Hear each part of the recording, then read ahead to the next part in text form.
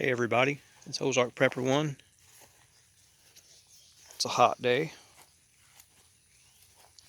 Too hot to do anything really, unless you're crazy. But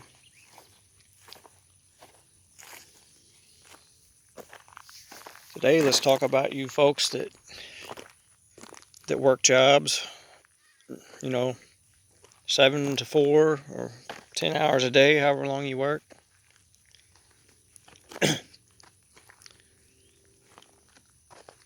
Sometimes working like that, you miss what's going on because you're caught up in your job, and that's understandable because I've been there too. And you miss those events that flash across a news feed or something. Some of you don't. Some of your jobs allow you to see this stuff, but if you don't have a friend who's on the up and up, or you don't have the time to diligently explore information, then you will miss out, because the way information is put out, the enemy spins it to their favor, and they'll twist a few words, and just a few words will throw you off completely. They'll change a headline to a title, a headline, they'll change a few words on a headline and twist it to where the good guy's the bad guy, and demonize something that's good and positive and is healthy for our people, our nation.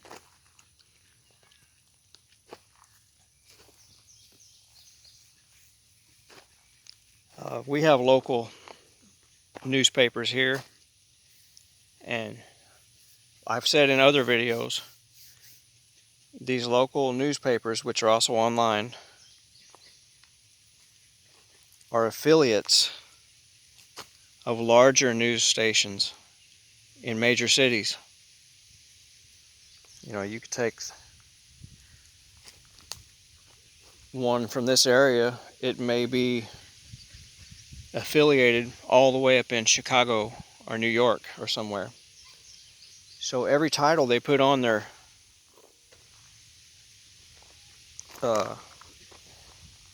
site about a local event, even here, they're going to spin it to the left, no matter what. They're going to say, yep, that guy defending his home was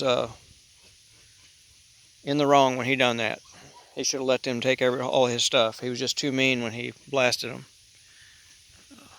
And that you're seeing a lot of that,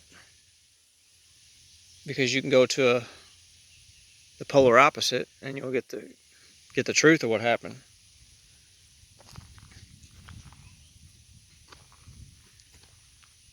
But they're boiling people like frogs is what they're doing. Our minds, use that as a whatever you call it. If people saw the truth all at once, everybody would jump out of the boiling pot.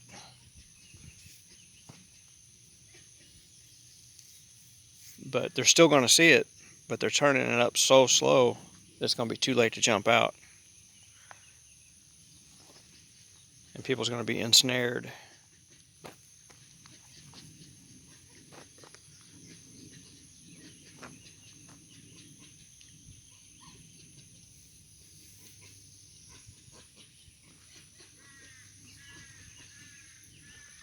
A whole week of 100 degrees, that gets old pretty fast. Unless you have a place to swim or cool off.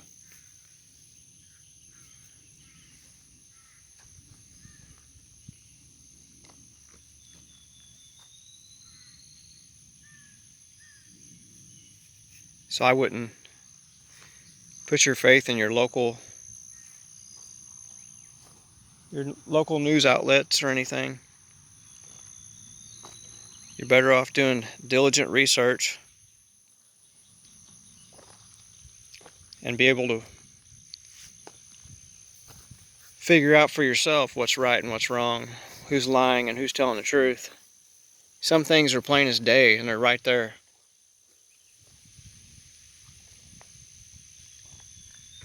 And I've noticed with people that I thought were smart, I always thought they were intelligent, that they're one-trick ponies. They may have a specialty. They might be good at electronics. They might be good as a mechanic. Things like that. They have one specialty. But when it comes to reality, the life we live in, the world around them, they're unaware. They have, you can present the evidence right in their face. And there's no denying it. It's right in front of their face. And they will still turn their head away and change the subject. And that's not doing it in a manner where it's overwhelming. Because, you find somebody that's just recently discovered things and they're excited about it, so they got to tell everybody. I'm not saying it like that. I'm saying that person could be having a debate with you and asking you the question, and you show them the evidence, and they don't believe it. They don't believe it when it's right in front of their face. Let's look up real quick. See those clouds? I can see the sun beating through there. Wonder how far away that is. I think it's billions and billions of miles away. It's right there. I can feel the heat from it.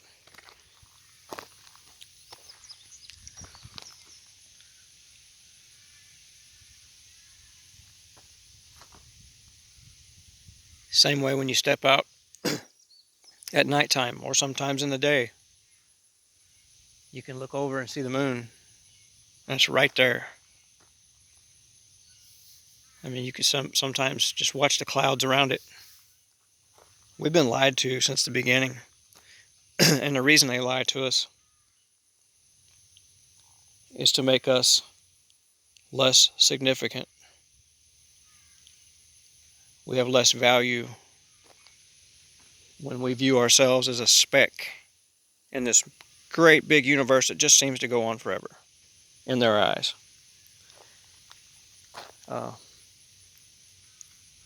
When no one knows what's out there. We've never been there. We've never been anywhere. They've lied the whole time. Because if we walked into spiders, I believe that 1969, we never landed on that big round circle up there. And the reason I believe that is we were in a race to do it. And I think Kennedy was smart. I think when he said, we're going to go to the moon before this decade's out, I think he knew that we were not going to go to the moon. I think he did that to force them out of the shadows, to force them to pull off some kind of a psychological stunt. And they did. They had to use all Hollywood to do it.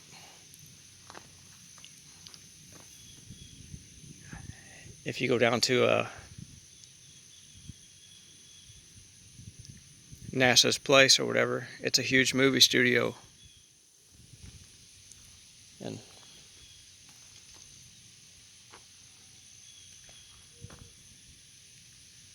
by him saying that on national TV, it forced them to do it, forced them to hurry up and take action. They had to hurry up and make it look like, oh man, we're going to the moon. and they probably spent billions of dollars. But by speeding it up like that, now we can look back from the future and look at what they landed on the moon, supposedly. I could put something together like that with stuff from a scrapyard.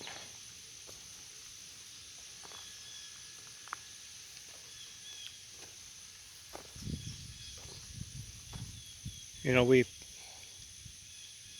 in the 1950s and 60s, we had jets flying fast and doing all kinds of stuff, and aerodynamically shaped and all these things. And you expect me to believe that some odd-shaped object that we supposedly made just landed up there? Now, to a person listening to this that's been fed that their whole life, I sound like a nut job. And there's a lot of other people that believe exactly the same way I believe. And my belief's not based just on what I see. It's kind of more like biblically based, because we're here and we can't get out of here. And that's the way it is. Because if we could get out of here, we would have done it, and they would be bragging. And they would be bragging and taking people on rides and saying, let's show you. We'll take you up there and show you how real it is. Because they do that in the ocean. As soon as they had a way to do ocean rides, they started doing it. They said, look, we're going to show you the other side of the world. Get on this cruise ship and we'll take you to the new world. They did it. They took people on submarine rides ever since the first submarines came out. Back then it was bell diving, and they would take random strangers and do that. But the closest you're going to get to space is in a Russian or MiG-29, as they call it. Or is it the MiG-31? One of those. One of those planes flies really high in the atmosphere. But that's the closest you're going to get to space. And there's only so far you can go. There's something up there.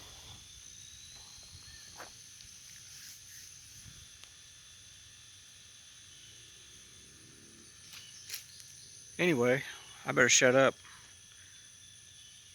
And you all have a great rest of your week. Ozark Pepper 1 out.